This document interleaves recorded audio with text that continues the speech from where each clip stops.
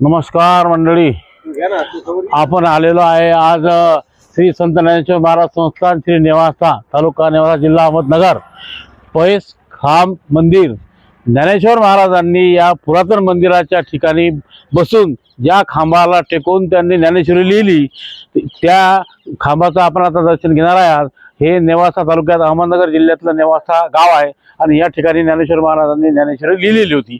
ज्ञानेश्वर महाराजांनी या ठिकाणी बसून ज्ञानेश्वरी लिहिली ते हे ठिकाण आहे। आपण पाहू शकतो श्री ग्रंथराज ज्ञानेश्वरी रचना स्थान। या ठिकाणी ज्ञानेश्वरीची रचना ज्ञानेश्वर महाराजांनी या ठिकाणी केलेली आहे। ठीक आहे, आता आपण वर जाऊन ज्या ठिकाणी ज्या खांबाला टेकून महाराजांनी ज्ञानेश्वरी लिहिली ते स्थान आपण आता वर जाऊन पाहूया।